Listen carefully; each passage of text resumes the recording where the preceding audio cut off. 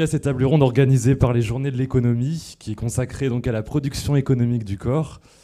Alors tout d'abord, je souhaiterais remercier les Journées de l'économie d'avoir invité notre revue Regard croisé sur l'économie, que je représente aujourd'hui, pour mener cette table ronde. Donc Regard croisé sur l'économie, c'est une revue de diffusion scientifique de la recherche en sciences sociales, qui est éditée par La Découverte et qui est disponible sur Cairn. C'est une revue qui vise à créer des ponts entre la recherche académique et le débat public. Et le mois prochain, nous allons publier un numéro qui va porter sur la thématique du sport et qui va viser à appréhender la manière dont les sciences sociales peuvent étudier le sport. Donc c'est un numéro qui va réunir des contributions d'historiens, de géographes, d'économistes et de sociologues, et qui va donc notamment étudier la manière dont l'économie appréhende le sport.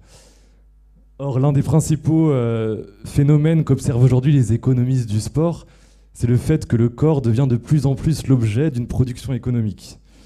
En effet, que l'on songe par exemple à la multiplication des salles de fitness, au développement du coaching sportif, à la consommation croissante de produits nutritionnels, ou encore par exemple au développement de la chirurgie esthétique, tous ces phénomènes s'inscrivent en fait dans le développement d'une économie du corps qui se caractérise notamment par une demande croissante vis-à-vis de produits et de services qui vise à améliorer, transformer ou optimiser le corps.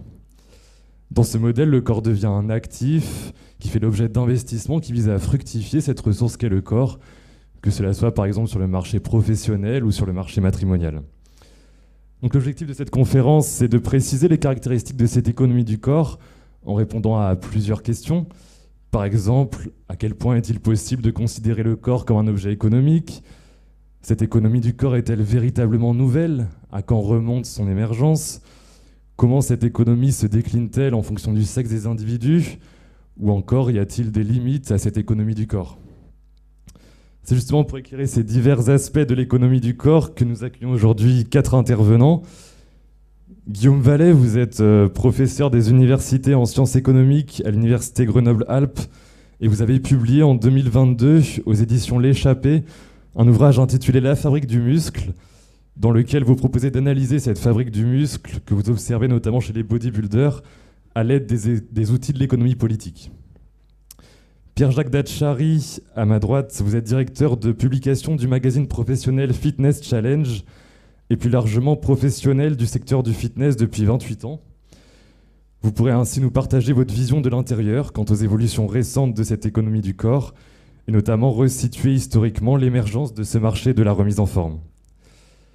À ma gauche, Amélie Pouillod, vous êtes sociologue, actuellement postdoctorante au Centre Max Weber. Vous avez notamment réalisé une thèse qui portait sur les sports dits artistiques ou esthétiques, tels que le twirling bâton et la gymnastique rythmique, des sports où la maîtrise de son propre corps est indispensable et où il s'agit d'avoir le corps le plus fin possible. Et vous nous montrerez notamment comment cette économie du corps s'inscrit aussi dans des rapports sociaux de sexe. Enfin, Jérémy Bastien, vous êtes maître de conférence en économie à l'université de Reims-Champagne-Ardenne. Vous êtes spécialiste de l'économie du sport et vous avez notamment travaillé sur l'utilité sociale de la pratique sportive et vous discuterez des limites éventuelles de cette économie du corps lorsqu'elle est poussée à l'extrême. Avant de laisser la parole aux intervenants, je vous rappelle que vous pouvez envoyer vos questions par SMS à un numéro qui va sans doute s'afficher juste derrière moi et nous y répondrons à la fin de la conférence. Donc je vais maintenant laisser la parole à Guillaume Vallet qui va nous présenter plus en détail la manière dont il conçoit cette économie du corps et ses principales caractéristiques. Merci. Bonjour à toutes et à tous. Alors déjà, un grand merci aux organisatrices et aux organisateurs de ces GECO et de cette session en particulier. Puis merci aussi au public d'être là, en plus des intervenantes et des intervenants de cette session. Effectivement, je vais ouvrir cette session en donnant les grandes lignes du livre que j'ai publié il y a 2 ans qui s'appelle La fabrique du muscle. Et ce livre était vraiment parti d'un constat que, en France en tout cas, mais dans d'autres pays d'Europe également, j'assistais à l'évolution massive de la pratique des activités de fitness, des pratiques de développement corporel qui touchaient énormément d'individus. Et moi, en tant que pratiquant depuis la fin de mon adolescence, c'était quelque chose qui m'avait marqué parce que je trouvais qu'on assistait à une forme de révolution sportive, mais aussi culturelle dans le cadre de la France. Et en tant qu'économiste, je trouvais qu'il y avait vraiment quelque chose de très, justement, économique à l'œuvre derrière cette quête du corps parfait, cette quête du corps musclé. Et c'est ce que je vous propose de découvrir, de discuter ensemble aujourd'hui, parce que le premier sens du titre de cet ouvrage, c'était de m'interroger sur le processus de production. Je trouvais que dans l'idée de faire de la musculation, dans l'idée d'aller dans ces salles, il y avait cette volonté de transformer de la matière, qui en tant qu'économiste finalement me paraissait pas si différente en termes de processus que ce qu'on peut voir dans d'autres types de secteurs. On va prendre des matières premières, on va s'organiser, on va finalement planifier, on va chercher à espérer un profit d'une certaine manière. Et ça, je trouvais que c'était particulièrement marquant. Et à travers quelques chiffres qui sont indiqués ici, bon, dans le livre bien sûr il y en a d'autres, mais on pouvait voir que effectivement cette question-là semblait s'imposer à énormément d'individus en France, quel que soit leur genre, quel que soit leur âge, mais un peu plus particulièrement chez les jeunes, et que finalement autour de cette pratique se constituait petit à petit et de plus en plus, non seulement une économie des salles, parce qu'il faut des équipements, il faut ces gyms, comme on dit, en tant que tels, qui sont aussi des secteurs parfois mondialisés, mais gravitent tout autour des industries, autour des produits nutritionnels, autour du coaching, autour des services associés pour réaliser cette production du corps et plus particulièrement cette production du muscle. Et le deuxième sens, justement, c'était, comme le disent les Américains, le gym, ce lieu spécifique qui finalement, pour moi, n'est pas anodin selon énormément de dimensions.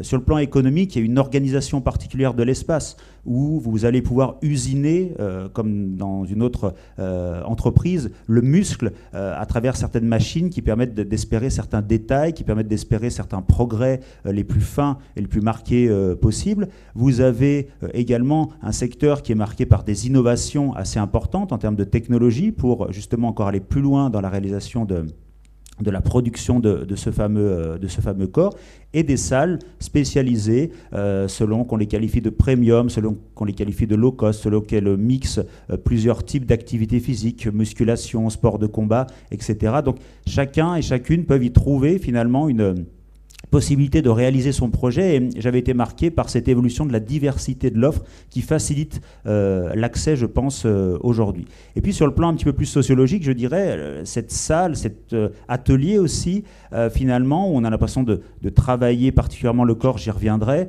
elle a une dimension assez morale, assez, je dirais même, quasi religieuse, parce qu'on entre dans cette salle avec l'idée de se transformer, avec l'idée d'être dans une communauté particulière et d'en sortir finalement différent par rapport au moment de l'entrée. Donc ça aussi, c'est une caractéristique qui me paraissait fondamentale à investiguer, que j'ai pu notamment comprendre à travers pas mal d'interviews auprès de bodybuilders. Peut-être qu'on y reviendra. Et puis donc, plus largement, c'est là que je me suis posé la question en me disant, il est certain qu'au regard de l'histoire, l'idée de se préoccuper du corps, l'idée de le rendre beau selon certains critères esthétiques, l'idée même de le développer, n'est pas le monopole de notre époque actuelle, c'est certain. Mais je considère, au regard de mes travaux, qu'il existe quand même une véritable rupture à partir du moment où le capitalisme émerge, c'est-à-dire au milieu du 19e siècle, en Europe pour simplifier, où petit à petit va se mettre en place une culture de l'amélioration permanente, de la performance, du dépassement de soi, du record, du toujours plus. Et ça marque l'émergence des sports modernes qui caractérisent aussi l'époque dans laquelle on vit et donc dans lesquelles les salles dont j'ai parlé précédemment se situent. C'est pour ça que je considère dans mes travaux que le corps est toujours situé historiquement et qu'il est à la fois certes le reflet. Donc on va appliquer au corps les principes qui sont ceux du système économique, les reflets de ce système, mais il est aussi le véhicule. Parce que si les individus entreprennent par leurs décisions de mettre en œuvre certains principes attendus du système, ils le font vivre, ils le font évoluer. Et c'est pour ça qu'on voit aujourd'hui se transformer le secteur de l'univers de ces salles et de la culture physique au sens large. Et donc, ça participe au renouvellement aussi du capitalisme, qui est aujourd'hui devenu une sphère d'accumulation importante de ce secteur-là. Et c'est pour ça que je considère que, j'en parle dans le livre forcément, la phase contemporaine du capitalisme dans laquelle on vit, je l'appelle le capitalisme des vulnérabilités. On y reviendra là aussi sans doute un peu plus dans les détails si nécessaire, mais ça signifie plusieurs choses. Ça veut dire que le système économique produit de plus en plus de crises violentes, régulières et endogènes, c'est-à-dire qui sont produites par le fonctionnement même du système. Il faut exploiter de plus en plus de ressources, il faut dominer, etc. Donc ce système-là produit des crises. On est dans un contexte qualifié de néolibéral, c'est-à-dire que l'État se désengage, les structures sociales qui jusque-là étaient orientées vers l'idée d'une régulation collective laissent davantage la place au marché, à la marchandisation. Donc concrètement ici, pour ce qui nous concerne, c'est moins de rapports associatifs pour faire du sport et beaucoup plus de marchandisation. Vous voulez faire de la muscu, pas de problème, il va falloir payer. Donc ça, c'est aussi nouveau, moi, par rapport à ce que j'ai pu connaître, et même les plus anciens, ce qu'ont pu connaître. Alors il y a le côté positif, il y a plus d'offres, mais le côté négatif, c'est qu'il va falloir payer, et le marché est exclu potentiellement de cette situation-là. Et puis, on a des individus qui sont davantage renvoyés à eux-mêmes et qui sont sommés de trouver des réponses par eux-mêmes à ces vulnérabilités. Les vulnérabilités sont considérées comme des situations où on va manquer de ressources, parce qu'on manque de ressources de façon réelle ou ressentie, et donc certaines angoisses se profilent, et l'individu va chercher à se tourner vers les ressources qui lui paraissent le plus accessibles. Donc dans mes travaux, c'est là que je montre que le corps apparaît comme la ressource la plus facilement mobilisable, parce que c'est celle dont ils disposent, c'est celle par rapport à laquelle ils vont pouvoir exercer cette fameuse responsabilité individuelle qui est devenue à la mode et qui est mise en avant, où c'est à eux de trouver les réponses dans leur quête d'une amélioration de leur quotidien.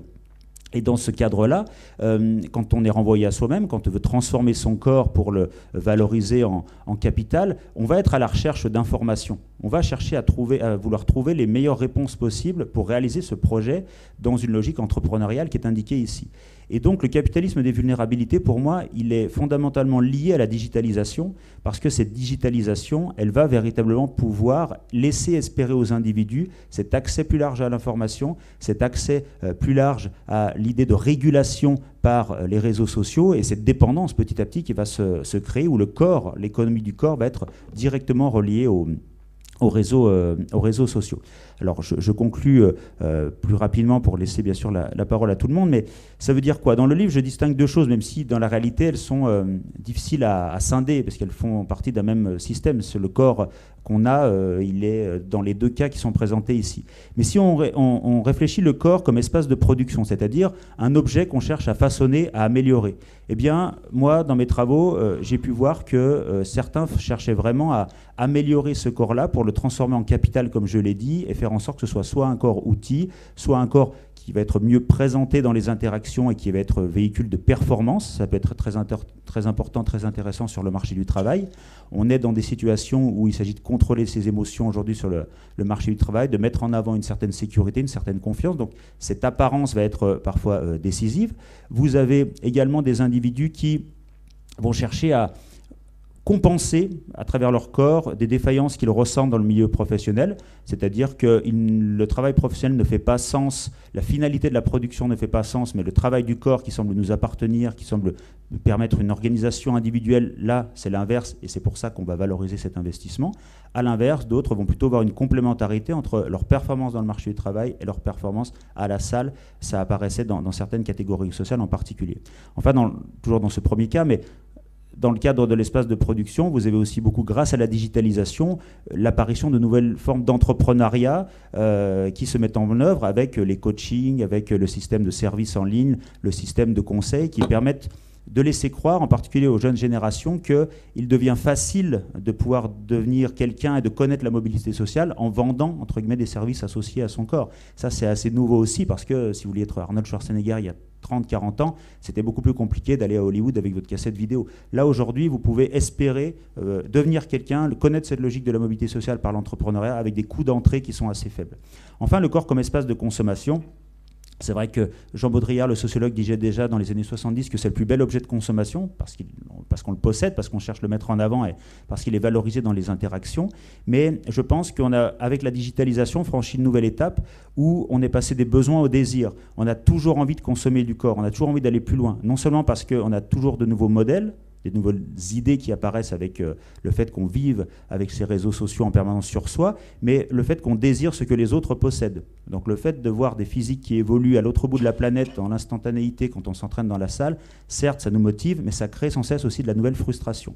Ce qui fait que le problème pour moi potentiel, c'est que quand les deux espaces se relient, on peut trouver une certaine forme d'intégration de l'individu, un certain sens de l'activité physique. Le problème, c'est quand on s'éloigne des deux, quand les deux s'éloignent, parce que la consommation du corps, elle nous crée sans cesse des nouveaux désirs qui insistent sur l'immédiateté, sur l'instantanéité. La production du corps prend du temps, et c'est là qu'on peut avoir des dérives comme le dopage, comme l'isolement, comme une certaine forme de radicalisation autour du corps, mais ce seront des questions qu'on évoquera. Donc voilà, je voulais lancer cette discussion à partir d'une présentation très large et assez rapide, je l'espère, de l'ouvrage, mais je laisse maintenant la parole à mes collègues. Merci.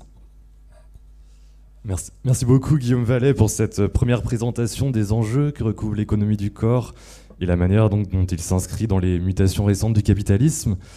Je vais maintenant laisser la parole à Pierre-Jacques Datchary pour nous donner son regard de l'intérieur quant au marché de la remise en forme et pour analyser plus précisément peut-être les transformations les plus récentes de l'économie du corps. Merci, bonjour à tous. Merci à Guillaume pour cette introduction.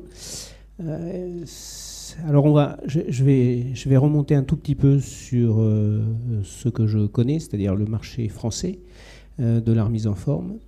C'est un marché, donc on parle de l'économie du sport et du corps, c'est un marché jeune, puisqu'il est né dans les années 80. Donc pour beaucoup d'entre vous, ça ne vous parle pas, mais c'est venu tout simplement, l'explosion des salles de remise en forme sont venues avec l'avènement d'Arnold Schwarzenegger, qui à l'époque était 7 fois Monsieur Olympia et qui a été relancé dans sa carrière cinématographique avec Conan le Barbare et Terminator. Ça vient des États-Unis, ce corps hypertrophié, musculeux. Et d'un autre côté, sur le marché français, c'est venu avec l'avènement de Véronique et Davina, qui, dans les années 80, ont été les premières à faire pousser la table du salon familial pour qu'on puisse faire une séance d'aérobic devant la télévision. Donc c'est un jeune marché sur le marché français, puisque les années 80, c'est le démarrage des salles de remise en forme. C'est un jeune marché. C'est un marché qui progresse assez vite. Le marché français n'est pas le plus gros marché européen, puisqu'il y a un taux de pénétration un peu moins de 9% de la population pratique une activité physique régulière dans un centre de remise en forme, et c'est déjà beaucoup, hein. Vous avez pour mémoire l'Allemagne qui est à 13%, et les pays scandinaves qui sont les premiers de la classe en Europe, qui sont à 18 et 19%. Ça s'explique aussi par un climat qui est plus rude, et donc l'activité physique est privilégiée en indoor. Donc ça, c'est pour le marché français. Après, par rapport à ce que vient de dire Guillaume, je reviendrai dans le détail, je pense, après sur la segmentation du marché. Mais il faut, je pense, lier cette production économique du corps avec effectivement quelque chose qui est en train d'être un véritable tsunami dans toutes nos sociétés occidentales et qui a toujours existé, mais qui est en train de se transformer, c'est la séduction. Derrière tout ça, il y a un seul mot universel, c'est séduire. Toujours séduire, quoi qu'il arrive, toujours séduire. Et donc on veut mettre toutes les armes de son côté pour être le plus beau possible. Alors après, ça entraîne bien évidemment des dérives. Aujourd'hui, on sait que les 18-34 ans sont les plus consommateurs de chirurgie esthétique. Ça n'était absolument pas le cas il y a 20 ans. On refuse de vieillir et on veut être de plus en plus beau et de plus en plus tôt. On refuse l'effort aussi pour beaucoup en termes de tous ceux qui basculent dans la chirurgie esthétique. Donc c'est un vaste sujet, hein, cette économie du corps. Aujourd'hui, le marché français du fitness est tiré par des clubs dits low cost qui draguent une population de 18 à 30 ans. Ce sont les gros réseaux comme Fitness Park, comme Basic Fit, comme On Air. Ce sont des clubs où il y a une amplitude d'ouverture de 6 heures à 23 heures. On peut venir s'entraîner comme on veut, quand on veut, avec une plage horaire assez importante, qui sont pour la plupart, et c'est très important par rapport à ce que vient de dire Guillaume, instagrammables, c'est-à-dire qu'on peut se filmer en train de faire son développé couché, en train de faire sa séance de squat, en train de faire ses biceps. On met ça immédiatement en ligne, on dit à tout le monde qu'on est à la salle, donc on valorise en plus son ego en disant bah oui, moi je prends soin de moi, je suis à la salle, je m'entraîne. Donc ça, c'est aujourd'hui ce qui tire le marché du fitness. Après, la question se pose pour ceux qui ont plus de 30 ans, entre 30 et 40 ans et plus de 40 ans, qui eux ne sont pas du tout versés dans ce rapport-là au corps, mais qui veulent eux quand même prendre soin d'eux, être beaux aussi, parce qu'il n'y a pas de raison, hein, être toujours dans la séduction, mais surtout qui recherchent la santé à travers l'activité physique. Et donc là, des clubs, c'est des clubs qui disent un peu premium, où il y a vraiment des services d'accompagnement avec vraiment du coaching, des personnes qui sont là pour vous rassurer, pour vous motiver, pour vous expliquer comment il faut faire, et puis pour vous donner goût à l'activité physique, parce que beaucoup d'entre nous, je vous ai dit qu'il y avait 9% de taux de pénétration, beaucoup d'entre nous ne font plus d'activité physique. Alors, pour progresser et pour en sentir les bienfaits, il faut aimer ce que l'on fait, donc il faut consommer. Et pour consommer, il faut être motivé. Donc c'est comme tout, il y a un effort sur quelques mois à faire au début, puis après, une fois qu'on a pris le pli, on peut être régulier. Donc voilà un peu le marché français, avec un marché du coaching individuel qui explose aussi. Donc de plus en plus de gens qui veulent avoir leur propre personal trainer pour pouvoir s'entraîner, parce qu'ils soit ils ne veulent pas aller en salle, ou soit ils ont les moyens de pouvoir se payer un personal trainer, parce que pour vous donner un ordre de prix, quand vous allez dans un Basic Fit, l'abonnement par mois est entre 19, selon les promotions, entre 19 et 24 ou 29 euros par mois. Et une séance de personal training, lorsque vous avez quelqu'un qui est formé, qui a un peu d'expérience, vous pouvez payer ça entre 40 et à Paris 100-110 euros l'heure. Donc ce n'est plus du tout le même ratio économique. Donc ça progresse aussi beaucoup. Et puis il y a tout ce que vient de dire aussi Guillaume, il y a toute cette tendance économique où on a besoin de payer, où il faut payer pour faire du sport, qui va être de plus en plus prégnante, je pense, dans les années à venir. Les fédérations françaises sportives ont de plus en plus de mal à avoir des moyens. L'État se désengage de plus en plus dans beaucoup de domaines. Et donc, on revient à ce qu'a dit Guillaume sur l'individualisation. Il va falloir nous prendre en main sur différents domaines pour pouvoir avancer. Et le corps en fait partie. Merci beaucoup, Pierre-Jacques Datchary, pour ces éléments de précision donc, quant au marché de la remise en forme. Un marché qui est avant tout structuré par la recherche de musculation. Mais pour d'autres, et notamment principalement pour des femmes, fabriquer son corps, c'est surtout le maîtriser pour s'assurer qu'il soit le plus fin possible. Et je vais donc maintenant laisser la parole à Amélie Pouillode, qui va nous montrer à travers l'exemple des sports artistiques et esthétiques comment cette économie et cette fabrique du corps s'inscrit aussi dans des rapports sociaux de sexe. Merci beaucoup Hector. Bonjour à toutes et à tous. Merci beaucoup d'être venus à cette session des GECO. Merci Guillaume pour l'invitation et merci aux collègues d'être présents et présentes. Alors, déjà dans un premier temps, je ne vais pas forcément faire de lien avec mes travaux qui portent effectivement sur les sports à vocation esthétique, donc des sports où on va effectivement travailler son corps d'une manière presque inverse à ce qu'on voit dans la musculation, c'est-à-dire qu'on va rechercher un corps mince, voire très maigre dans ces sports-là. Alors j'y reviendrai certainement dans les questions et dans le deuxième tour de cette table ronde. Je vais commencer plutôt dans un premier temps par relever ce qui m'a beaucoup intéressée dans ce livre de Guillaume, et j'espère que ça viendra nourrir la discussion par la suite avec les collègues. Alors je vais aborder les choses avec un regard de chercheuse en sociologie, attentive aux effets de classe, de genre, de race et de sexualité. Donc c'est vraiment ce sur quoi je vais essayer de mettre l'accent. Et je vais organiser ma lecture de ce livre autour de deux grands points.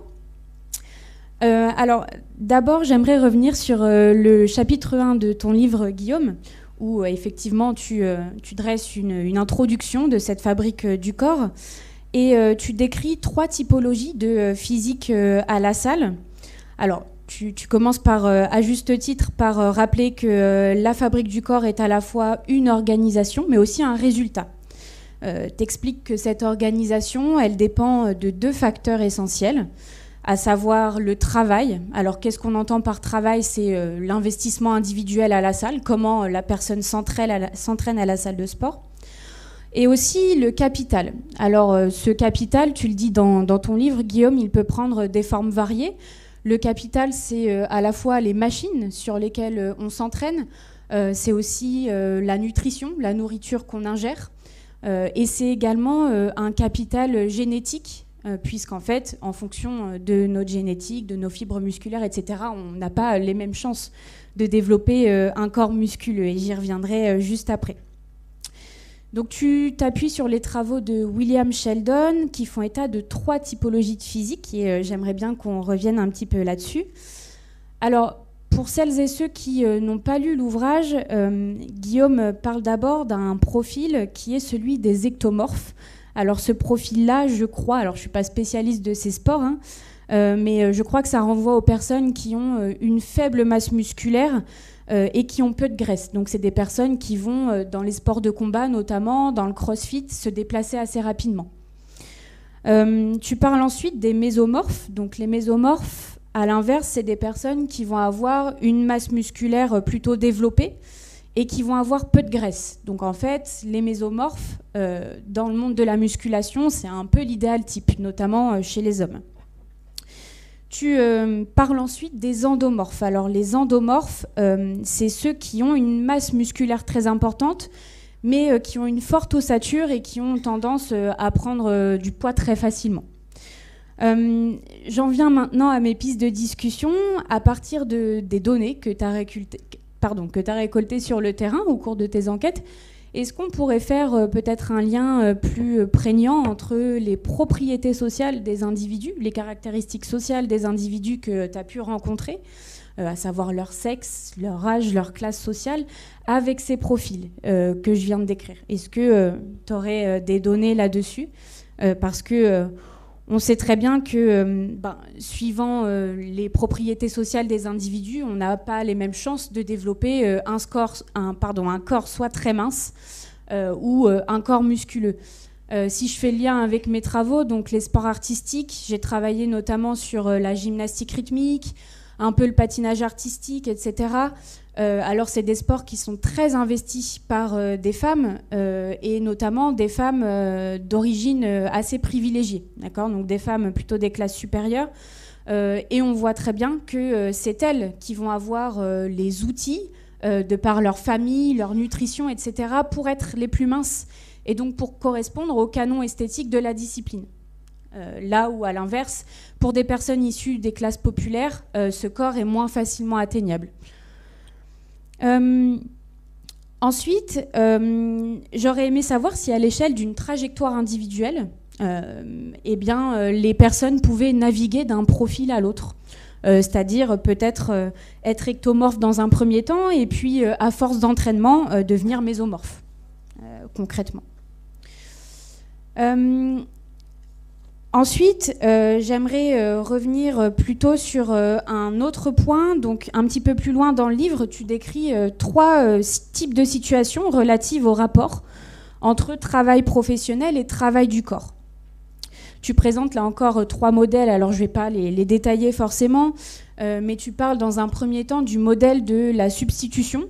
Alors, en quoi est-ce que c'est un modèle intéressant? Le modèle de la substitution, donc il est plutôt à associer, comme tu le dis, aux employés et aux ouvriers. Et c'est un modèle selon lequel les personnes qui n'ont pas d'emploi vont aller à la salle de sport pour cultiver leur capital corporel et potentiellement s'en servir sur le marché du travail. Cultiver un corps en attendant d'avoir un travail et possiblement l'investir ensuite plus tard, durant l'activité professionnelle. Du coup, j'aimerais m'arrêter un petit peu sur cette premier type de situation et faire un pont avec les travaux notamment d'Hakim Wallassi. Je ne sais pas si ça te parle. C'est des travaux qui portent sur la boxe, enfin les sports de combat, dans les banlieues. Et donc, Hakim Oualassi, il montre que les personnes, notamment les hommes qui pratiquent ces sports, sont en quête, par le biais de la boxe, de respectabilité, etc. Et donc, j'aurais une question de curiosité. Est-ce que tu as pu observer que ce modèle de la substitution était particulièrement investi par des personnes non blanches ? Parce qu'on sait très bien que dans une société majoritairement blanche, être noir sur le marché du travail peut être considéré comme, entre guillemets, une sorte de handicap. Et donc, fabriquer un corps pourrait s'avérer d'autant plus utile pour les personnes noires, ou en tout cas non blanches, dans certains domaines professionnels, comme par exemple celui de la sécurité. Je ne vais pas revenir sur le second modèle que tu déploies, à savoir le modèle de la séparation. En revanche, je vais m'intéresser au troisième modèle, à savoir le modèle de la complémentarité. Le modèle de la complémentarité, pour faire bref, c'est celui selon lequel, lorsque on cultive son corps, on peut s'en servir dans le travail professionnel.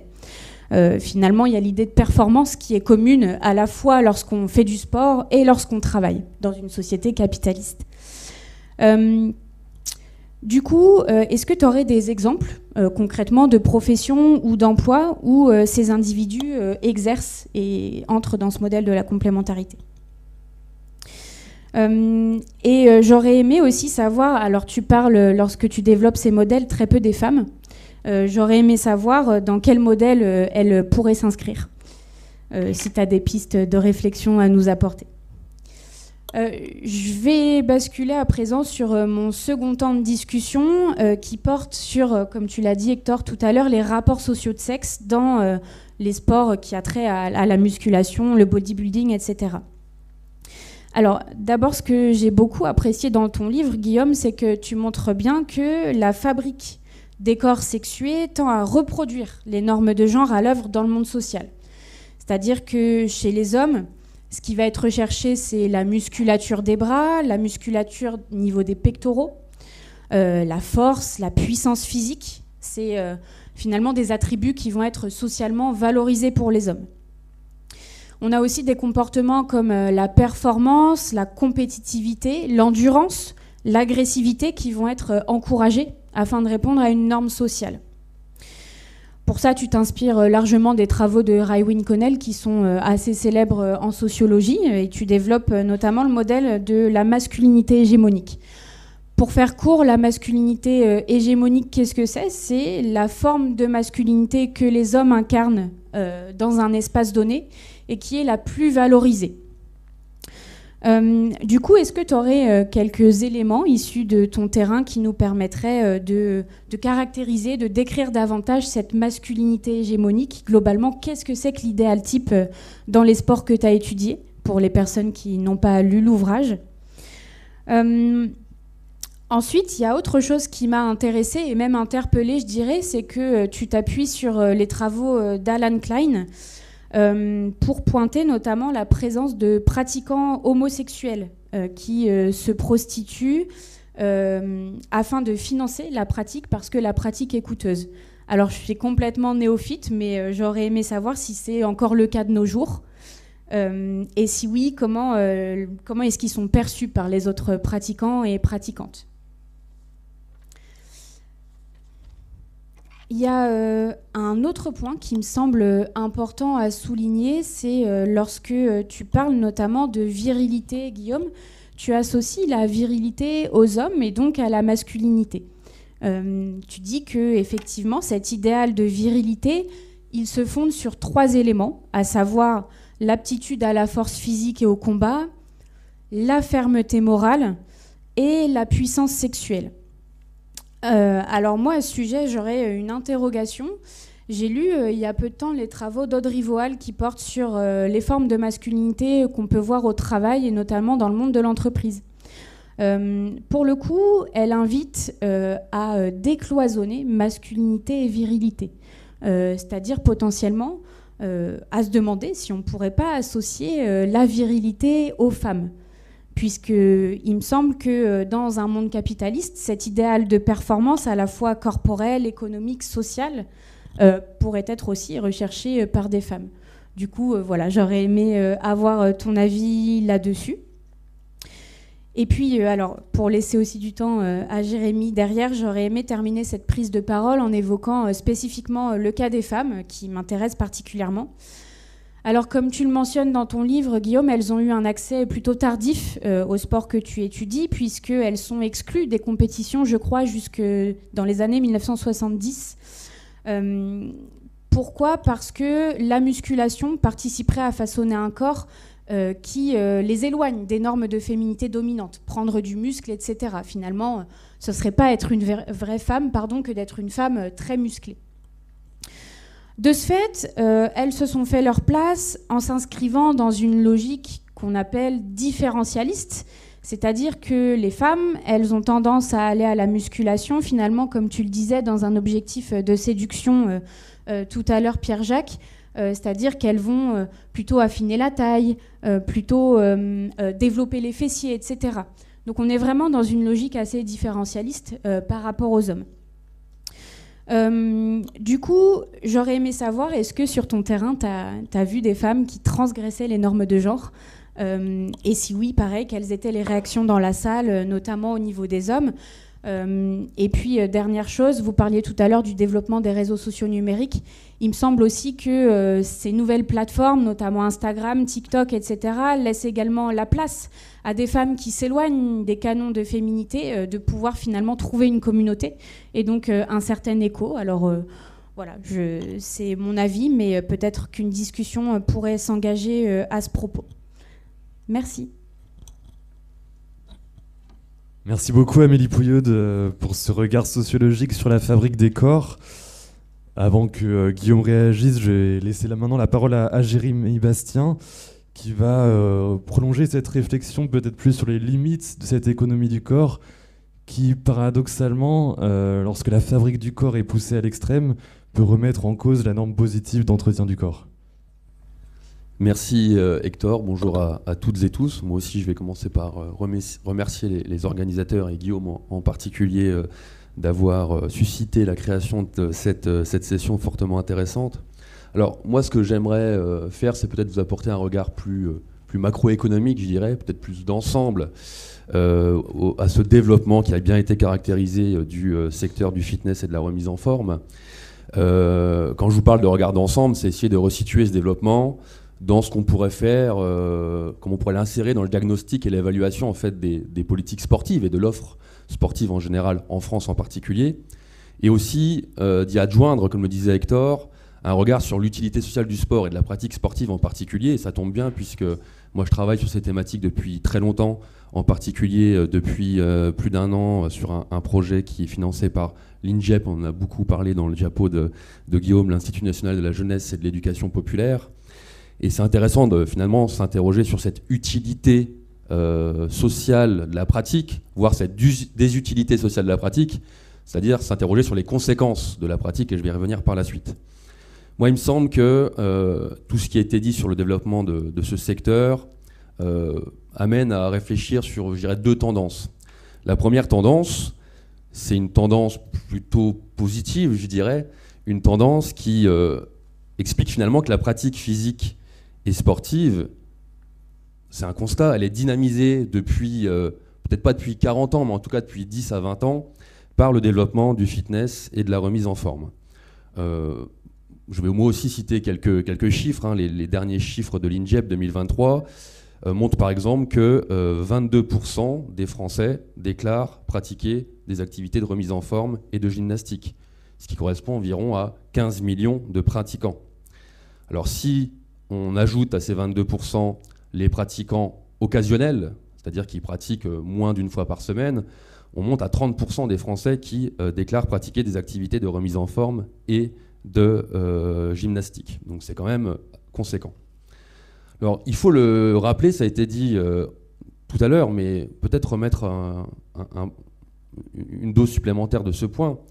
Dire que l'offre qui répond à ces besoins, à cette demande finalement de pratique d'activités de remise en forme et de gymnastique, cette offre, elle émane souvent d'acteurs privés commerciaux. Et c'est quand même une nouveauté, alors c'est plus tellement nouveau, mais c'est une nouveauté dans le paysage de long terme du sport français, puisque traditionnellement, l'offre sportive, elle émane d'associations sportives, c'est-à-dire plutôt une offre fédérale.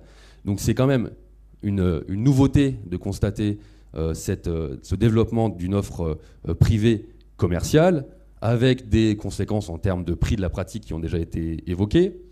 Mais il faut quand même préciser que si cette offre, elle s'est développée, c'est aussi en réaction à l'insuffisance, voire aux failles de l'offre sportive fédérale ou associative.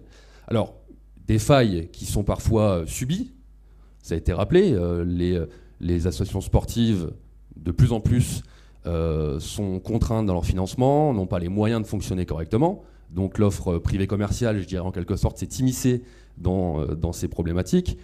Mais peut-être aussi que l'offre associative n'a pas développé les moyens et les mesures nécessaires pour capter cette nouvelle demande. Alors quels sont les éléments qui vont finalement satisfaire ce nouveau besoin de pratique de fitness et de remise en forme? Ça a été évoqué, c'est la facilité d'accès, notamment d'un point de vue horaire, de ces salles, puisqu'effectivement, on peut y accéder à toute heure, sans avoir une plage réservée pour certains types de pratiquants. C'est d'autant plus intéressant dans un contexte où l'offre associative, elle est souvent bouchée. Si vous souhaitez obtenir une licence dans une association sportive, c'est parfois très difficile à ce jour. Et les salles de sport ne sont pas saturées, pour le coup. Ensuite, ça répond aussi à des besoins d'une recherche de pratique non encadrée. C'est une réalité, de plus en plus d'individus veulent pratiquer de manière non encadrée, c'est-à-dire sans entraîneur, sans coach, etc., etc. Parfois aussi, ça répond à un besoin lié à l'élément précédent, lié à une pratique, je dirais, discrète, parfois un peu pudique, qui parfois peut paraître invisible, c'est-à-dire qu'on veut pratiquer tout seul dans son coin ou dans le coin d'une salle, sans qu'on nous regarde particulièrement. Et ça s'oppose un peu à l'idée de culte du corps, mais là, l'offre des salles de sport, elle répond aussi en partie à ça. Et ensuite, il y a aussi cette logique d'offre à la carte ou de paiement à la carte que proposent les salles privées commerciales, qui va satisfaire un certain nombre de pratiquants. Alors, pour vous donner une idée de cette déconnexion entre les 15 millions de pratiquants que je vous évoquais et la façon dont l'offre fédérale répond à cette demande, on a certes 15 millions de pratiquants, mais parmi ces 15 millions de pratiquants, on va constater seulement 324 000 licences à la Fédération française de gymnastique et un peu moins de 15 000 licences à la Fédération d'haltérophilie et de musculation. Donc vous voyez que c'est un pourcentage très faible parmi ces 15 millions de pratiquants. Donc ça, je dirais, c'est la première tendance. Une tendance plutôt positive, puisque finalement, ce développement du marché du fitness et de la gymnastique, ça contribue à réanimer en quelque sorte la pratique, même si ça se fait au prix d'une défaillance, je dirais, de l'offre historique qui est l'offre associative et fédérale. Mais la deuxième tendance, je vais un peu plus nuancer mon propos, c'est que l'augmentation de ce type de pratique, encore une fois en particulier en structure privée commerciale, ça entraîne des effets négatifs.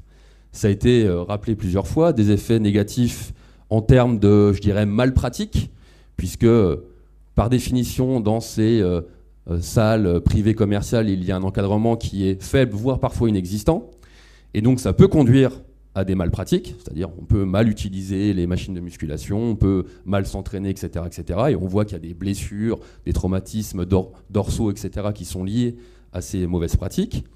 Ça entraîne également du surentraînement, de la consommation de produits qui sont mauvais pour la santé, voire dopants. Ça entraîne des régimes alimentaires qui sont parfois carencés, ça a été rappelé, mais il faut le redire. Et il est vrai que ces effets négatifs, ils sont souvent tirés par une recherche du culte du corps, comme l'a signifié Guillaume. Et ça, c'est intéressant, puisqu'il y a quelques données qui nous permettent aussi de rendre compte de cette recherche du culte du corps, parce qu'il est identifié que 13% des pratiquants sportifs en France, de plus de 15 ans, de 15 ans et plus précisément, pratiquent pour améliorer leur corps. Et si on fait un focus sur les jeunes, c'est-à-dire les 15-29 ans, qui ont été évoqués tout à l'heure, et qui effectivement sont peut-être les plus pratiquants de musculation, de gymnastique, etc., on monte à près de 20% de ces pratiquants qui pratiquent pour améliorer leur aspect physique, donc dans une logique de culte du corps. Ces aspects négatifs, j'allais dire ils sont intéressants, mais ce n'est pas le bon terme, mais en tout cas, ils m'interpellent dans la mesure où ils questionnent quand même un élément important dans, je dirais, la sphère politique et académique qui s'intéresse au sport, c'est la dimension normative qui entoure, je dirais, la pratique sportive. Mais effectivement, vous ouvrez votre poste de télévision, vous ouvrez un magazine, vous ouvrez la presse écrite, vous écoutez les politiques, la ministre des Sports, on va vous dire finalement pratiquer une activité sportive, c'est positif. C'est positif parce que ça va entraîner des effets sociaux positifs en termes de santé. Ça va réduire les problématiques d'obésité, ça va réduire les problématiques de diabète. C'est positif aussi parce que ça va renforcer ou créer du lien social, ça va réduire la violence, etc. etc. Mais on omet derrière ces discours normatifs un ensemble d'effets de la pratique qui sont aussi des effets négatifs. Eh bien, on a donné des exemples. Eh bien, se surentraîner, mal s'entraîner, consommer des produits pour augmenter ses performances ou les aspects physiques liés à la performance, eh bien, c'est plutôt des aspects négatifs de la pratique. Alors, je ne suis pas en train de vous dire qu'on doit tous rester assis sur nos sièges derrière nos télévisions et ne pas pratiquer. Mais en tout cas, pour faire une évaluation correcte, précise de l'offre sportive, en particulier sur ce segment, il faut absolument rendre compte de ces aspects plus négatifs de la pratique et finalement conseiller le développement des politiques sportives et rendre compte d'une évaluation de ce segment de l'offre, c'est aussi avoir ce regard rigoureux sur les effets négatifs que peut générer la pratique sportive dans ce secteur de la remise en forme et de la gym. Encore une fois, en particulier, lorsque l'encadrement est défaillant, et donc j'entends dans les offres qui sont plutôt des offres privées commerciales.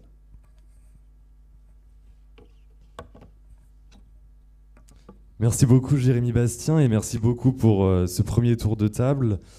Alors j'imagine que Guillaume veut réagir à ce qui a pu être dit et ça va permettre de prolonger donc la discussion. Oui, merci à tous les trois pour la qualité de vos interventions et des points qui ont été soulevés. En ce qui concerne les caractéristiques des pratiquants, c'est sûr que les pratiquantes, on va retrouver, je dirais, une activité qui reflète ces rapports sociaux et en particulier ces rapports sociaux de genre, au sens où on peut retrouver un rapport particulier à tel muscle, un rapport particulier à telle classe sociale, au sens où on voit certains poids de la socialisation. Si on reprend Bourdieu, c'est vrai que, pareil, pour fréquenter certains sports de combat, oui, certains sports de contact sont, je pense, relativement plus pratiqués par des personnes des catégories populaires. Moi, dans le modèle de la complémentarité, de la substitution dont tu parlais, celui de la substitution, j'ai plutôt retrouvé des employés, des ouvriers, parce que j'en étais arrivé à faire ce modèle parce que c'était en interviewant plusieurs ouvriers, dont un, une fois, qui m'avait interpellé, il me disait, je sors juste du travail, là c'était compliqué aujourd'hui. Il me disait, mais tu fais quoi ? Je suis à l'usine, je suis à la chaîne toute la journée, c'est compliqué les cadences, je sais même pas à quoi ça sert, bref. Et je dis, mais c'est marrant, tu t'arrives là à la salle, tu te mets pas face à un poste de travail, tu usines ton muscle et tu as un chronomètre, tu notes tes performances, tu parles à personne. Il dit, oui, mais c'est pour moi. Et c'était une expression qui revenait souvent et je trouve qu'elle illustre bien les choses. Et si on fait le parallèle avec la pensée économique, c'est vraiment le travail au sens de Marx. On a un objet à soi, on a un objet qui nous permet de donner un sens, de se transformer. Et ça comptait pour énormément de personnes. À l'inverse, plutôt les cadres, effectivement, étaient dans le modèle de la complémentarité, parce que pour eux, ils avaient bien conscience qu'on est dans des sociétés d'interaction, il faut classifier rapidement les individus, le cerveau a besoin de ça pour se situer dans l'espace et dans la société. Donc un corps qui apparaît finalement comme correspondant aux normes dont tu parlais tout à l'heure, Jérémy, va permettre d'espérer avoir une récompense par rapport à ça. Et ça, ils en avaient bien conscience, ça ressortait véritablement dans les interactions. Donc j'ai beaucoup plus travaillé sur les hommes que sur les femmes, mais cette logique-là... Elle se retrouve bien sûr. Par contre, je pense que c'était l'objet du point de départ de mon intervention. On assiste quand même à un phénomène de masse en fait. Et ça brouille beaucoup de repères malgré tout. Et je pense que le point qui est central ici, à travers ta remarque tout à l'heure, Amélie, c'est vraiment celui du travail. Je pense que c'est un facteur clé pour comprendre ce qui s'opère aujourd'hui dans les salles. On est à la recherche de redonner du sens à un certain travail qui nous construit, qui nous crée une certaine identité, qui nous donne une certaine direction pour avancer et qui nous ancre à cette réalité qui nous paraît nous échapper, qui nous fait peur. J'ai parlé tout à l'heure de vulnérabilité, et qui, et c'est le sens très weberien que Max Weber donnait au capitalisme, nous donne cette dimension morale d'avoir un sens de la vie, d'une certaine manière. Et je pense qu'on le comprend bien quand on regarde la trajectoire des participants, puisque c'était une des participantes, puisque c'était une de tes questions. Moi, je me suis beaucoup appuyé sur les travaux, je dirais, de mon mentor en sociologie, Howard Becker, qui parle de carrière.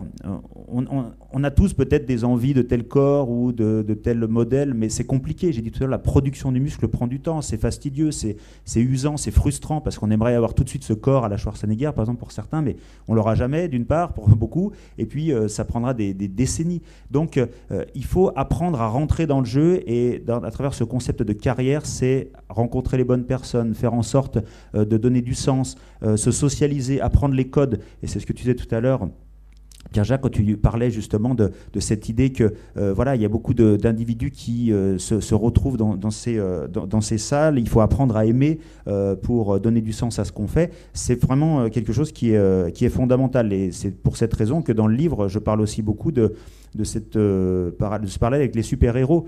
Beaucoup d'individus rentrent dans la pratique pour des questions de vulnérabilité, justement. Et c'est en se transformant petit à petit qu'ils vont être amenés à apprécier le sens de ce qu'ils font et à vraiment vouloir continuer, ce qui n'est pas toujours évident. Le deuxième point que je voulais rappeler, oui, c'est vrai que l'analyse de Klein, pour répondre à ta question, était très intéressante. Le livre s'appelait Little Big Men, c'était une étude qu'il avait réalisée dans les salles de bodybuilding de Californie dans les années 90, donc ça date un petit peu, et c'est une autre période quand même, parce que c'est vrai que les salles étaient vraiment beaucoup perçues par rapport à ce que tu disais tout à l'heure, hein, Pierre-Jacques, sur le côté séduction qui était carrément apparent. C'était une façon de pouvoir se rencontrer aussi pour beaucoup, en tout cas, c'est quelque chose qui persiste sans doute, mais les réseaux sociaux ont aussi beaucoup modifié la donne. Donc ça joue sans doute, mais encore indirectement, à mon avis, davantage pour cette raison-là. Ce qui est certain, c'est qu'à travers cette question-là, que ce soit pour les liens avec la prostitution potentielle chez les personnes homosexuelles, mais aussi hétérosexuelles, on voit que l'univers des salles est aussi orienté vers une certaine forme d'économie, parce qu'il y a cette question ici de vendre sa force de travail, alors pour un service sexuel, mais je reviens aussi à ce que disait tout à l'heure Jérémy, pour la question du dopage. Il y a une telle attente, en particulier chez les jeunes, d'avoir ce corps espéré, cette consommation du corps qui est immédiate et qui, les individus l'ont bien compris, va être en contradiction avec cette production du corps qui va prendre beaucoup plus de temps. Donc, il y a des individus qui ont de l'expérience, qui ont leurs propres intérêts, en particulier des gens qui font de la compétition, ils le savent ça. Et moi, tu me demandais de parler de certains témoignages, moi j'ai connu des bodybuilders dans des salles qui me disaient, moi je vends des produits qui me sont parfois donnés par certaines compagnies pharmaceutiques pour tester les produits sur moi-même, je les garde pour moi, pour mes compétitions, parce que ça coûte cher, mais j'en revends aussi une partie à ces jeunes qui sont dans l'attente immédiate de cette performance ultime, ou à des sportifs qui gravitent autour dans des clubs de rugby, dans des clubs d'autres types de sports, on avait avoir besoin de certains produits pour financer finalement cette activité. Donc il y a toute une économie parallèle aussi qui s'est nouée, qui sans doute s'est renforcée avec les possibilités d'achat aujourd'hui en ligne, et donc c'est là qu'on voit effectivement qu'il y a vraiment une nouvelle forme d'économie qui se crée à partir de ça. Enfin, pour laisser aussi, pas monopoliser la parole, mais je reviendrai sur ce qu'a pu dire Jérémy. Je pense que c'est vraiment important, parce qu'on voit à la fois cette tendance à la poussée de la pratique, en particulier chez les jeunes, avec une offre qui est à la fois marchande, qui est présente, mais qui reflète aussi sans doute les insuffisances de l'offre publique. Je trouve qu'il y a aussi beaucoup, justement, une évolution de ce facteur-là, avec tout le développement de ce qu'on va appeler les parcs de street workout, hein, dans les villes, qui sont devenus, à mon avis, des politiques d'attractivité des villes aujourd'hui. Le street workout, c'était plutôt parti de New York dans les années 80 pour les personnes des quartiers pauvres, en particulier à majorité population noire, qui voyaient dans la capacité de se dire, j'ai mon corps, c'est la seule ressource que j'ai à ma disposition, donc je vais pouvoir justement non seulement en faire quelque chose, mais prendre une revanche sur ma situation et le montrer.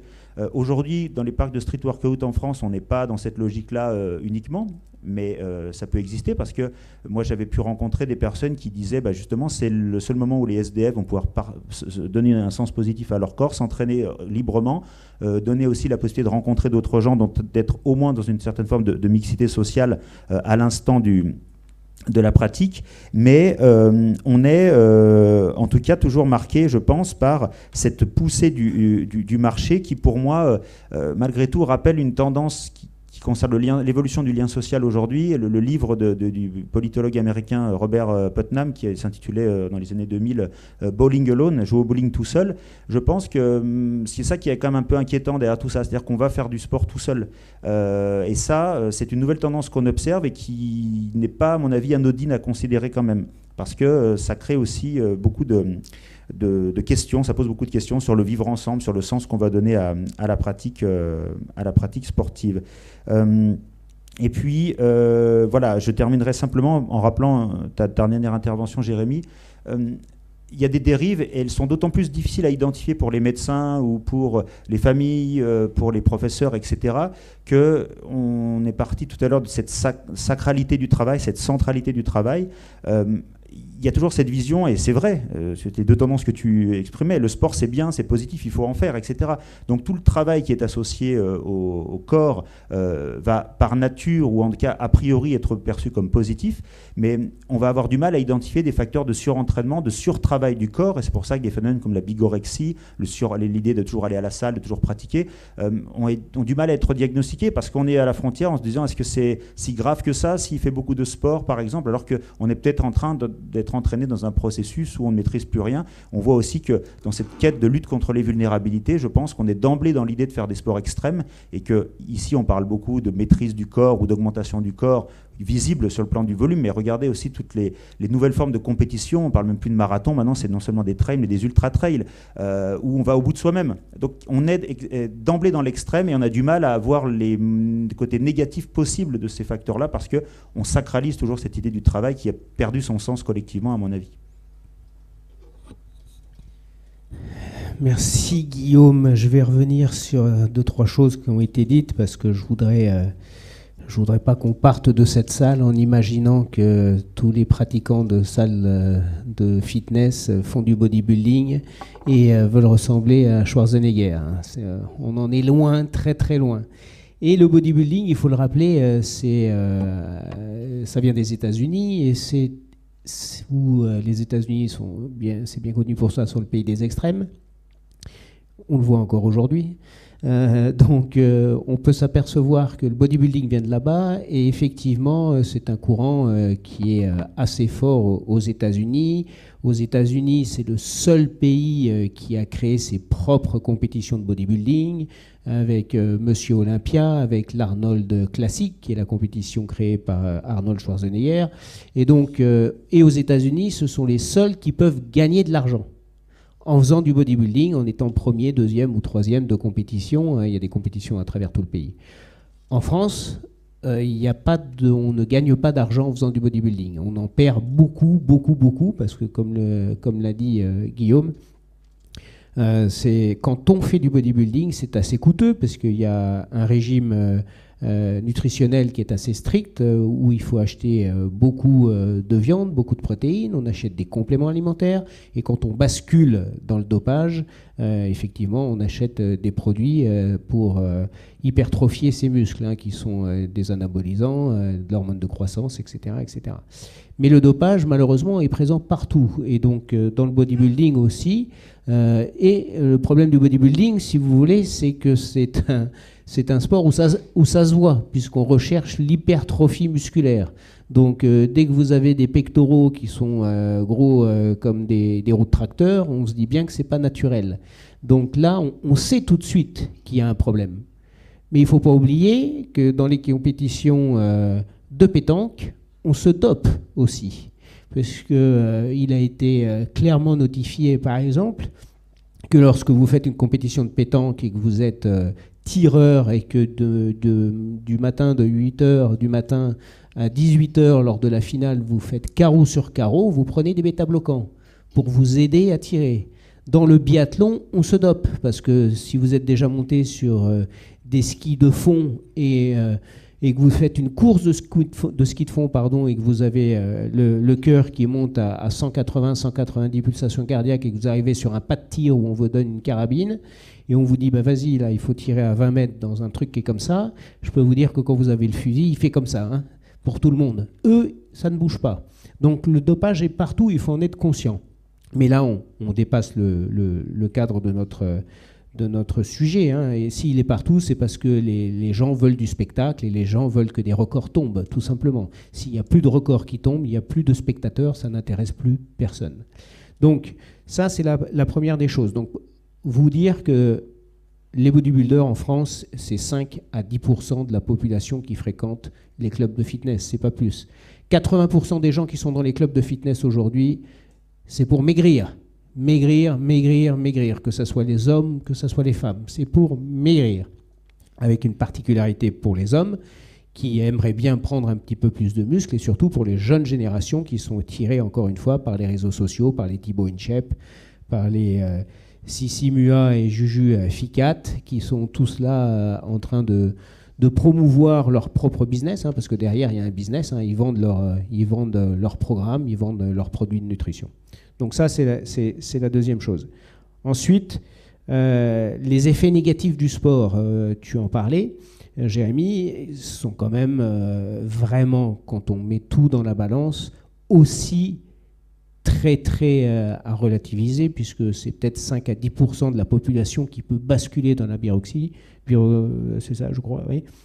Donc c'est vrai que lorsqu'on est versé dans le sport, mais comme toute addiction, comme l'addiction au sucre, comme l'addiction à la course à pied, tu l'as dit en parlant des ultra-trails, maintenant on est devenu débile avec la course à pied. Maintenant c'est plus une fois le Mont Blanc qu'il faut faire, c'est 5 fois le tour du Mont Blanc. Donc on cherche toujours à repousser les limites. Donc c'est pareil aussi dans l'activité physique, s'il y a des jeunes gens, ou alors là souvent pour le bodybuilding, vous faites une séance le matin et vous allez vous reposer, vous mangez, vous refaites une séance le soir et puis vous faites ça 6 jours ou 7 jours par semaine. Donc c'est vrai que là vous êtes tombé véritablement dans les excès, mais parfois pour le bodybuilding, pour avoir un but. Je vous rappelle qu'en France on ne gagne rien, on gagne une médaille en chocolat et son poids en protéines, hein, donc on ne gagne rien. Donc c'est pas pour l'argent. Donc après la deuxième chose, c'est que tu parlais, Jérémy, aussi du coût de la monétisation de l'activité physique. Oui, effectivement, mais c'est pour pallier, je pense, à un manque fédéral, effectivement. Et j'aimerais aussi vous rappeler qu'aujourd'hui, un club de fitness, ça coûte entre 1 million et 5 millions d'euros, selon les structures. Donc derrière, vous aviez des passionnés, mais vous avez aujourd'hui des investisseurs, des gens qui veulent avoir un retour sur investissement. Ils ne font pas ça pour nos beaux yeux. De monter des structures à 3-4 millions d'euros parce que souvent c'est un commerce de proximité, il ne faut pas l'oublier, hein, l'activité physique, les salles de fitness, pardon. Et donc il faut être bien placé dans les villes, bien placé dans les zones commerciales pour attirer un maximum de monde. Donc les loyers sont chers. Et puis ensuite il y a toute l'infrastructure, tout le bâtiment à bâtir. Ensuite il y a tout l'équipement à acheter. Ensuite vous avez des logiciels, vous avez des choses. Et puis après vous avez le personnel qui coûte aussi beaucoup d'argent. Donc c'est pour ça que vous avez des clubs qui vous proposent, généralement les clubs low cost vous proposent une entrée, un prix à 19 € parce qu'il n'y a pas de personnel. C'était la version non encadrée dont parlait Jérémy. Donc il n'y a pas de personnel, mais généralement, c'est quand vous allez dans des clubs comme ça, c'est que vous savez vous entraîner, ou vous suivez quelqu'un, ou vous avez vos propres plans d'entraînement, et donc vous avez besoin de personne. Mais si vous n'avez pas ça, vous ne pouvez pas rester longtemps. Et ce que je veux dire après ça, c'est que vous ne resterez pas longtemps et vous ne serez pas fidélisé dans ces structures. Il faut savoir qu'aujourd'hui, en France, un club de fitness perd entre 50 et 70% de ses adhérents tous les ans. Tous les ans. Il n'y a pas de fidélité. Parce que, comme l'a très bien expliqué Guillaume, c'est compliqué l'activité physique. L'activité physique, il faut la faire régulièrement. J'ai pour habitude de citer le professeur François Carré, qui est un ami, qui est intervenu plusieurs fois dans des congrès que j'organise, hein, qui est cardiologue du sport, qui dit que la chaise tue. Et en plus, elle nous ment parce qu'elle ne nous repose pas. On souffre de la sédentarité aujourd'hui en Europe et surtout en France, et c'est le prochain tsunami qui va nous arriver, c'est que nous ne faisons plus rien, plus de mouvement, plus d'activité physique. nous restons constamment entre les trajets travail en voiture, entre le temps que nous passons derrière nos ordinateurs, quand nous rentrons, le temps que nous passons dans nos canapés, et ensuite on sort du canapé pour aller se coucher, c'est dramatique. Donc derrière cette notion d'activité physique, derrière cette notion de corps, aujourd'hui, il ne faut pas oublier quelque chose qui va, je pense, prendre le dessus, qui ne le prend pas encore, c'est la santé. Et donc la santé est primordiale. Et aujourd'hui, travailler son corps, c'est prendre soin de sa santé. Donc c'est pour ça que vous avez des gens de plus en plus dans les salles de fitness, c'est qu'ils veulent prendre soin de leur santé. C'est vieux comme le monde. C'est mens sana in corpore sano, un esprit sain dans un corps sain. Toutes les études prouvent qu'une activité physique régulière vous aide au quotidien à être mieux, à mieux vieillir, à garder une certaine mobilité. Et tout ça, et là je rejoins Jérémy, pourquoi ? Eh bien parce que l'État se désengage de tout un tas de choses et qu'on veut passer, et c'est un souhait gouvernemental, hein, notre président Emmanuel Macron l'a dit à son premier mandat, qui voulait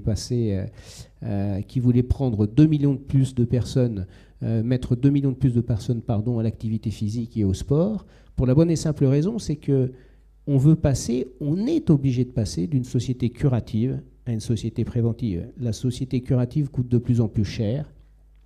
Donc il y a encore les lobbies, évidemment, des laboratoires pharmaceutiques, mais coûte de plus en plus cher.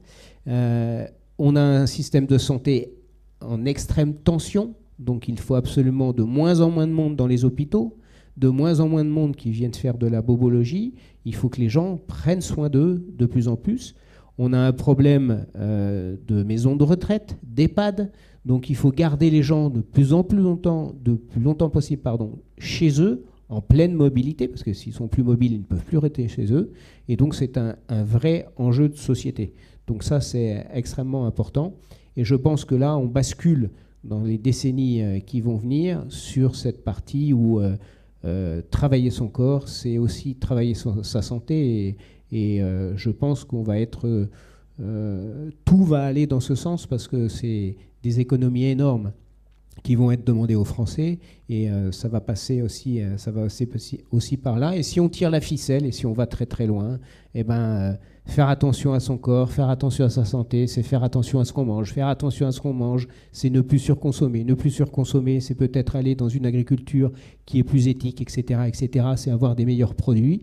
Et si vous tirez le fil encore, c'est aller vers un meilleur monde. Vous avez des spécialistes de la remise en forme qui ont écrit un livre, notamment Philippe Mills, qui a écrit un livre sur ça et qui explique que l'activité physique aura des répercussions, la pratique de l'activité physique régulière aura des répercussions sur nos sociétés et transformera nos sociétés. Merci beaucoup Pierre-Jacques. Je ne sais pas si Jérémy ou Amélie veulent réagir rapidement avant qu'on passe aux questions. Alors, moi, très très rapidement, ça va prendre 2-3 minutes. Je voulais juste rebondir sur l'intervention de Jérémy tout à l'heure, qui était très intéressante, notamment sur les effets négatifs de la pratique sportive. Alors, il me semble que là où c'est difficile, c'est que finalement, c'est pas forcément évident de démêler l'influence des modalités de pratique justement sur ces effets négatifs.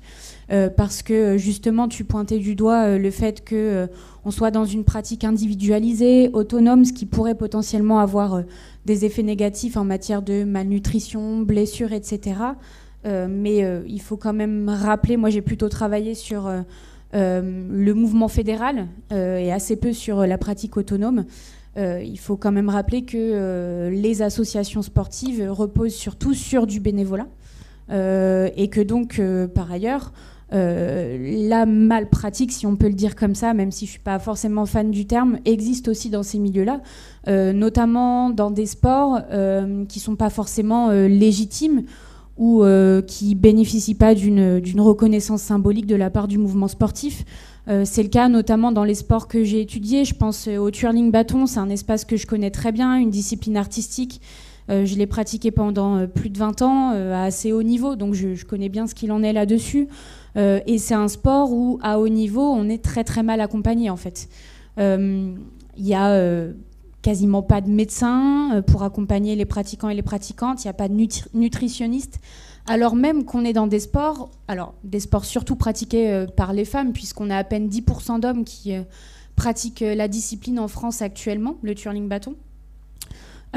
Et donc la minceur est quand même assez importante. Plus on a haut niveau, plus il est quand même requis d'être mince. Pourquoi ? Parce que c'est un sport qu'on qualifie d'esthétique.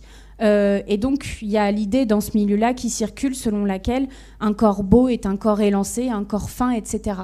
Et finalement, pour arriver à ce corps fin, on a des sportives qui sont très très mal accompagnées par le mouvement fédéral à l'heure actuelle. Donc il y a aussi des dérives qui s'observent dans cette pratique et que j'ai pas mal étudié dans le cadre de ma thèse. Je voulais aussi revenir brièvement sur ce que disait Pierre-Jacques par rapport notamment au régime alimentaire strict auquel sont soumis les bodybuildeuses qui pratiquent l'activité de manière intense. Tu disais qu'effectivement la raison principale pour la plupart des personnes qui sont en salle, c'est maigrir, et pour ces personnes qui sont soumises à un régime strict, c'est vraiment dessiner la silhouette, etc. Donc on est sur autre chose. Mais alors, pour faire un parallèle avec les sports que moi j'ai étudiés, où les questions de poids sont quand même très très importantes, pour les femmes, on parle aussi de dessiner la silhouette, il y a quand même quelque chose de très très genré là-dedans. On a des sports où effectivement le poids est un prérequis pour participer à la compétition. Je pense aux sports de combat. En fonction de votre poids, vous êtes assimilé à une catégorie, etc. Je pense également au jockey. Plus vous êtes léger, plus vous allez pouvoir concourir, etc. Chez les jockeys, il y a vraiment quelque chose qui est assez édifiant.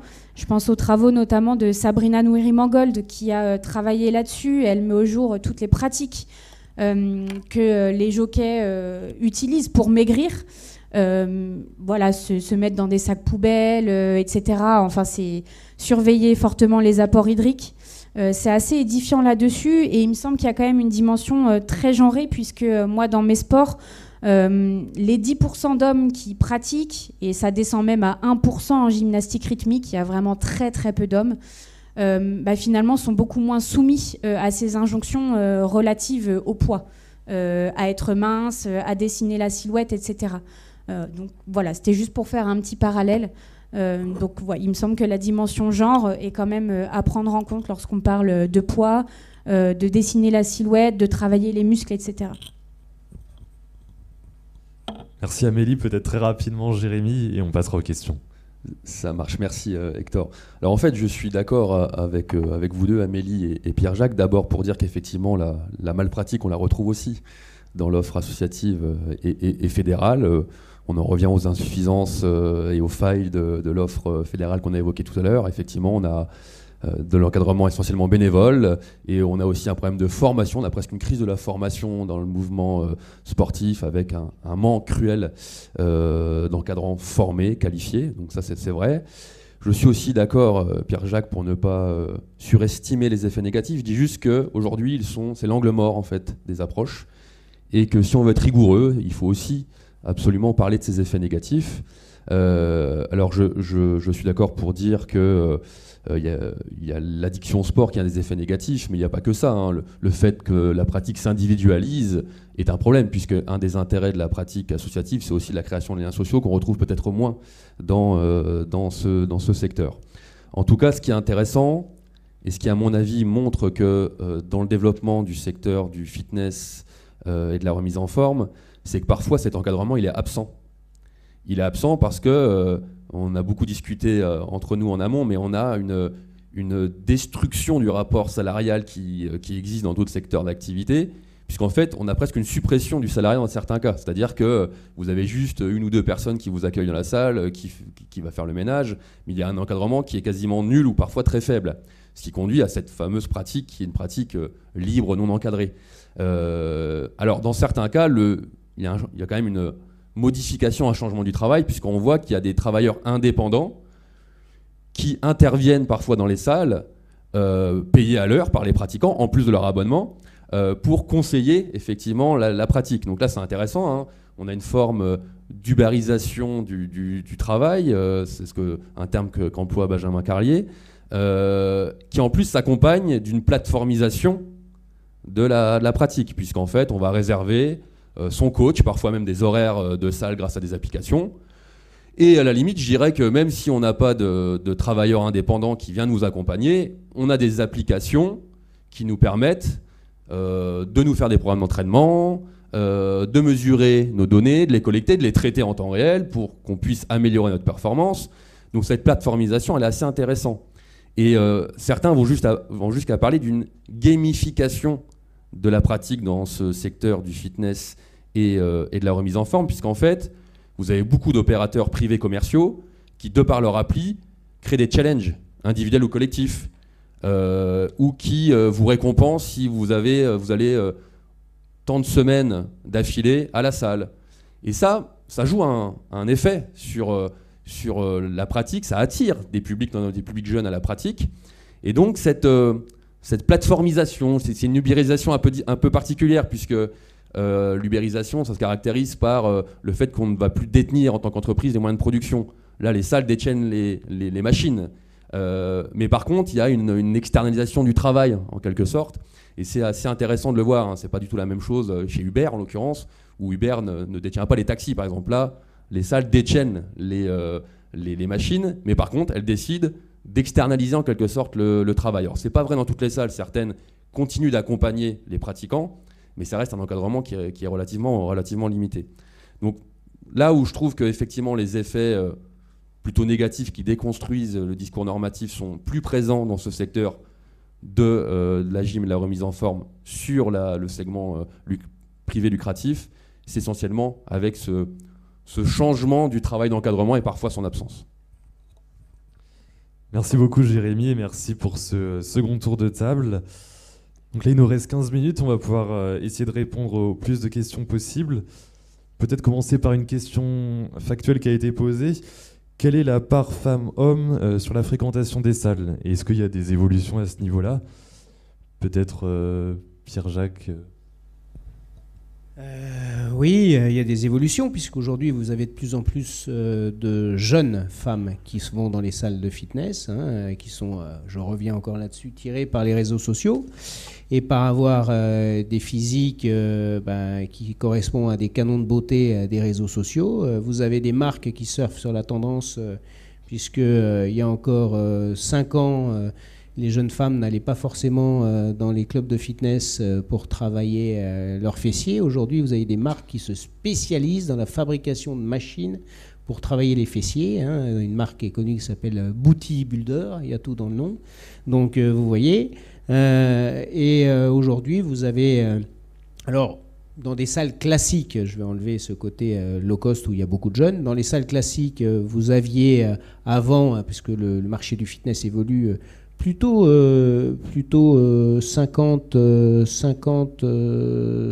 à peu près, ou 60-50 au début, parce que vous aviez beaucoup de cours collectifs dans les clubs de fitness, et les cours collectifs étaient fréquentés en majorité par les femmes, et non pas par les hommes qui restaient sur le plateau musculation. Et aujourd'hui, vous avez donc dans ces clubs low cost beaucoup plus de femmes là qui viennent, de jeunes femmes qui viennent s'entraîner. Et on est presque à 50-50 aujourd'hui dans ces clubs comme On Air, Fitness Park ou Basic Fit.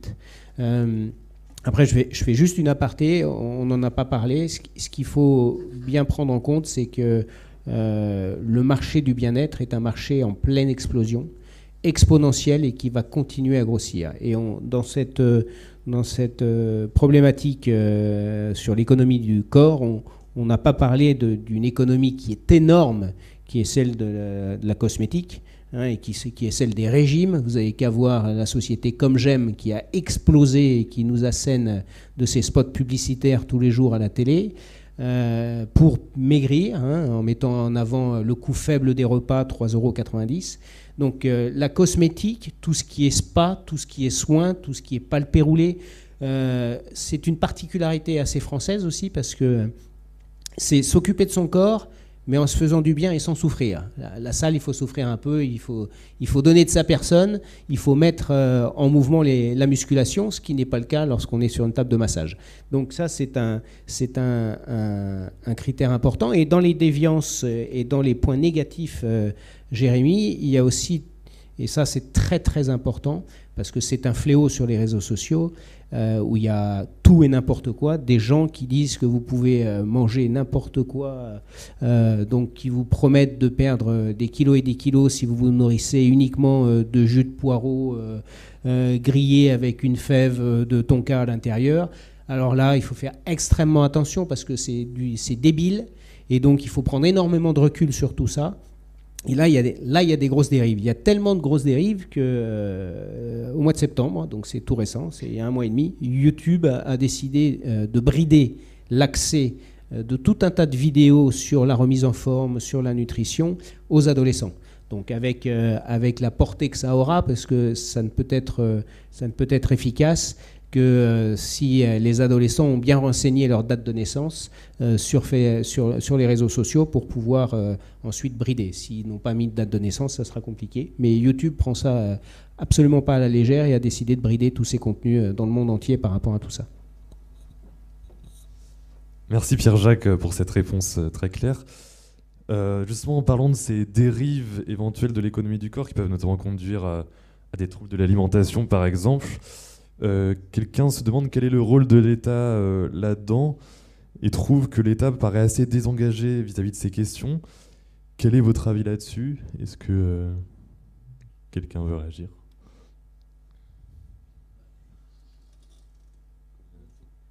Juste une seconde, mais je pense que l'État-providence, c'est terminé. C'est surtout ça qu'il faut prendre en compte. Et l'État ne peut pas tout faire et il fera de moins en moins. Donc c'est mon avis, parce qu'il va se désengager sur beaucoup de domaines. Nous avons déjà énormément de chance en France par rapport à bien d'autres pays, hein, et par rapport à des pays très avancés comme les États-Unis. On a encore beaucoup de chance en France avec tous les services publics, même si pour la plupart certains dysfonctionnent. Mais je pense que c'est tout simplement parce qu'à un moment donné... vous avez vu l'état de la dette de la France. Quand les caisses sont vides et archi-vides, il va falloir faire autrement.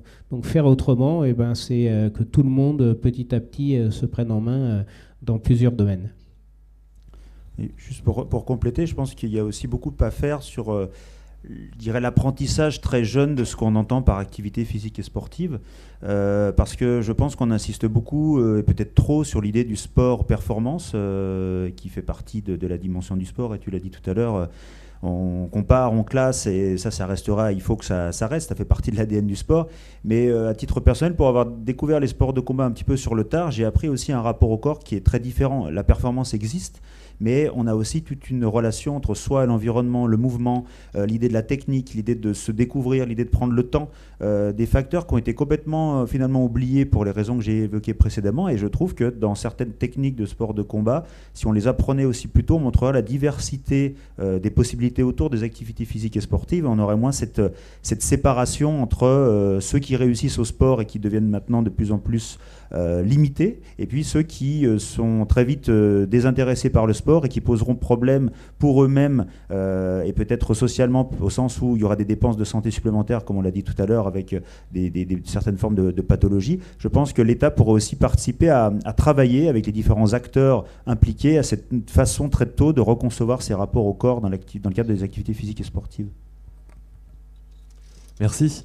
Alors une autre question porte sur la tendance body positive qui s'observe aujourd'hui, à savoir le fait d'accepter son corps tel qu'il est.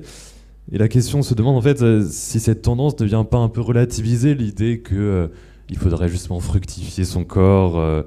Et justement, est-ce que cette tendance body positive ne va-t-elle pas à l'encontre de tout ce qu'on a dit pour l'instant, cette économie du corps? Il s'agit de considérer le corps comme une ressource à faire valoir.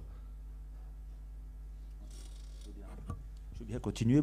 Moi, à titre personnel, en termes de dynamique de fond du système dans lequel on vit, et ce par quoi j'ai commencé tout à l'heure, j'y crois pas, au sens où on reste marqué par cette norme du corps performant, du corps qui est marqué par un curseur autour de l'esthétique et de ce qui est acceptable.